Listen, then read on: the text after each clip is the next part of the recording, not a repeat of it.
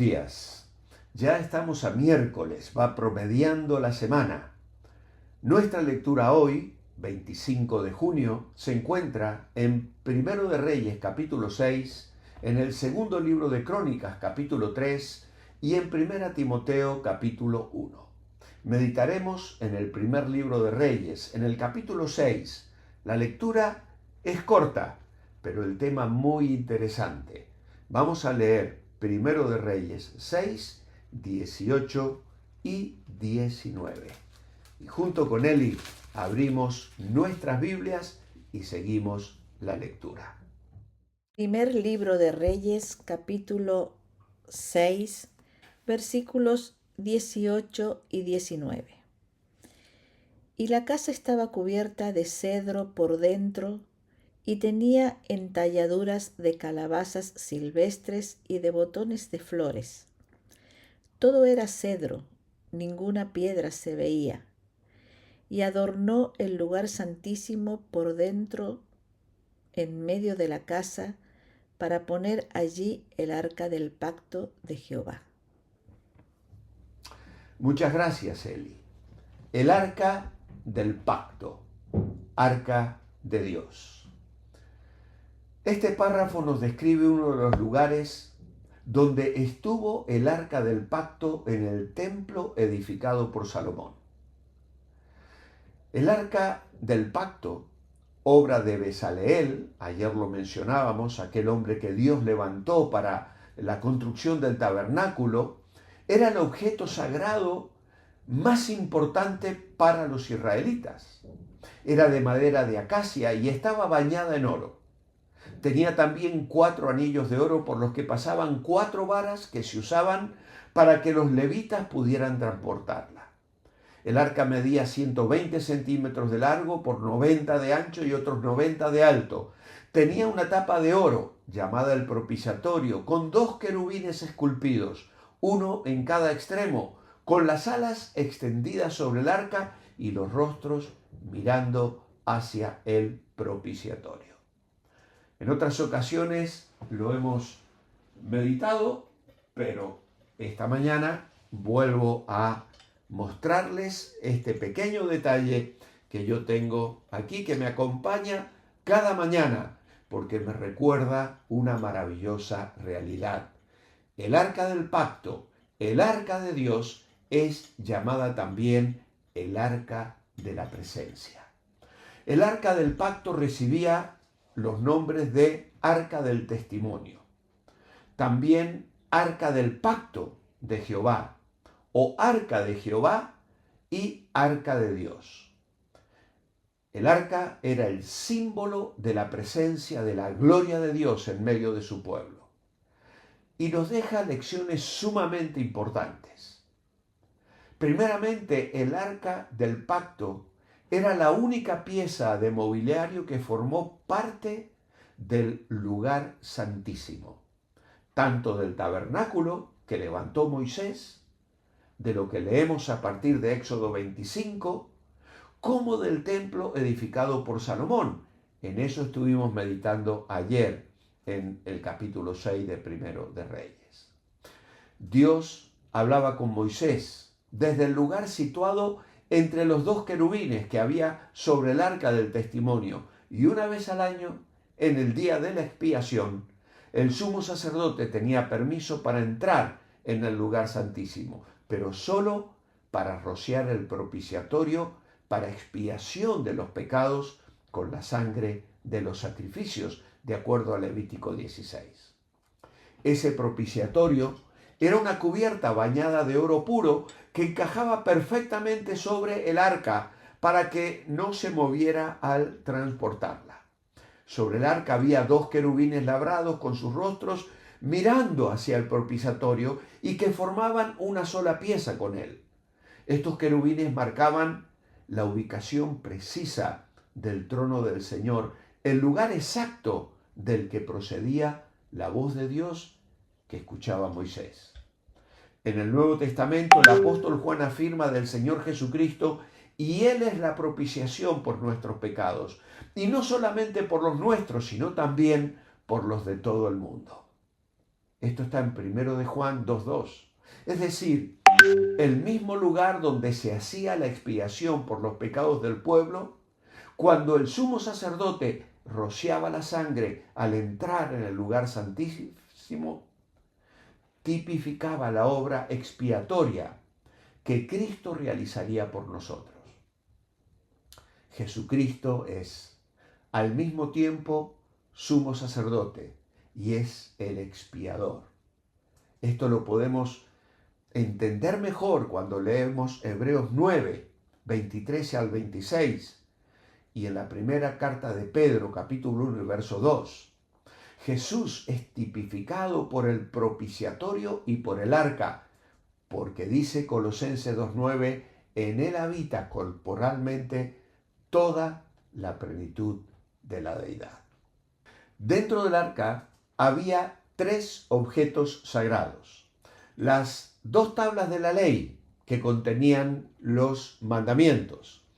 La urna de oro que contenía una muestra del maná que Dios había enviado del cielo para sostener al pueblo durante los 40 años en el desierto, como testimonio a las futuras generaciones. Y la vara de Aarón que había reverdecido para demostrar que él era el escogido de Dios y que nos habla también de la resurrección. Hebreos capítulo 9, versículos 2 al 5. Ya veis por qué le tengo tanto aprecio a este adorno que nos acompaña cada día en el devocional. Ahora, según Deuteronomio 31:9, los levitas eran los responsables de llevar el arca del pacto durante los años que el pueblo vagó por el desierto. De hecho, aquí tenemos las, varas que Salomón luego las quitó y las colocó dentro del lugar santísimo. Así que los levitas llevaban el arca del pacto. Y cuando ellos tocaron las aguas del río Jordán, ¿recordáis cuando Josué entró en la tierra prometida? Estas se dividieron. ¿Para qué? Para que el pueblo de Israel pudiera atravesarlo en seco. Más tarde, en el capítulo 6 de Josué, los sacerdotes llevaron el arca del pacto alrededor de la ciudad de Jericó durante la conquista de la tierra de Canaán. En el primer libro de Samuel, en el capítulo 4, los israelitas supersticiosos, conscientes del historial de victorias obtenidas por medio del arca, se la llevaron a la batalla contra los filisteos y sufrieron una derrota humillante por confiar en el poder mágico del arca, en lugar de confiar en Dios. El propósito del arca del pacto no era ser un amuleto de la suerte, era símbolo de la presencia personal de Dios en medio de su pueblo. Por eso, cuando el pueblo no estaba en comunión con Dios, el efecto que provocaba era el opuesto al deseado. Por decirlo en lenguaje moderno, a Israel le salió el tiro por la culata.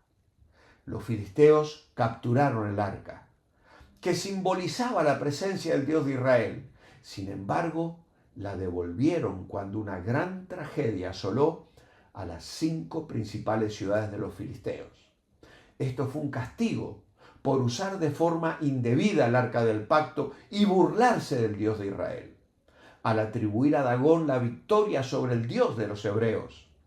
En realidad, había sido Dios quien había entregado a Israel en manos de los filisteos a causa de la desobediencia del pueblo elegido. Si hasta el pueblo de Dios fue castigado por su falta de reverencia hacia el arca del pacto, ¿cuánto más lo serían los filisteos paganos? Amados hermanos, no nos equivoquemos. Yo tengo este pequeño adorno, pero no simboliza nada más que lo que simboliza. El Señor ha prometido estar conmigo todos los días hasta el fin del mundo. Y esté el arca o no esté el arca, el Señor está. Esto no es un amuleto de la suerte. No lo tengo para cuidar mi casa ni bendecir este lugar desde el que grabo y os comparto el devocional. De ninguna manera. Incluso vienen mis nietos y muchas veces lo sacan de allí porque le llama la atención. Están los sacerdotes con las trompetas, con también la sangre para rociarla en la mano. Y yo me gusta recordarles lo que significa, pero pueden jugar con ella, porque esto no es un amuleto, es una representación, es un símbolo. El arca del pacto se transformó en una bendición para la familia de Obed-Edom y todas sus posesiones cuando fue devuelta por los filisteos y quedó un tiempo allí. Sin embargo, había traído juicio a los filisteos. Luego el arca del pacto llevó la gloria del Señor a la casa de que Salomón construyó, pero había traído juicio cuando Usa la tocó, cuando David quiso llevarla a Jerusalén de una manera incorrecta. Así que estos ejemplos nos amonestan y nos advierten que en realidad lo que Dios espera, que llevemos una vida piadosa y santa delante de nuestro Dios. Él consideraba a Abraham su amigo y ¿qué le dijo? Anda delante de mí y sé perfecto. Cuando Hebreos 12 nos habla el corazón, nos dice, así que recibiendo nosotros un reino inconmovible, tengamos gratitud y mediante ella sirvamos a Dios, agradándole con temor y reverencia, porque nuestro Dios es fuego consumidor. El arca del pacto era el símbolo sagrado más visible de la gloria del Señor en medio de su pueblo.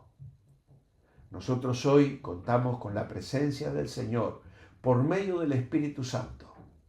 El arca desapareció. Muchos sugieren que Jeremías la escondió y hasta el día de hoy no sabemos dónde está, pero sí sabemos una cosa, la veremos en el cielo, en la presencia de Dios. Vuelve a aparecer allí en Apocalipsis. Pero lo importante es saber que hoy el Señor está con nosotros y que el arca y el propiciatorio nos recuerdan que esa sangre derramada la derramó el Hijo de Dios, que nos amó y nos salvó, para que hoy podamos gozar de esta íntima y preciosa comunión con Dios. Padre amado, gracias te damos por el arca del pacto y toda la simbología que a lo largo del Antiguo Testamento nos señala verdades tan preciosas. Qué privilegio tenemos de tenerte en nuestras vidas, Señor. Oh, que te sepamos honrar, que sepamos ser conscientes de tu presencia y que nuestra conducta y nuestra manera de vivir reflejen al mundo esa maravillosa realidad. Tú estás con nosotros, tú estás en cada una de nuestras vidas, de la vida de aquellos que han confiado en ti. Te amamos y te adoramos hoy en el nombre de Jesús. Amén. Os espero mañana jueves. Manteneos bendecibles.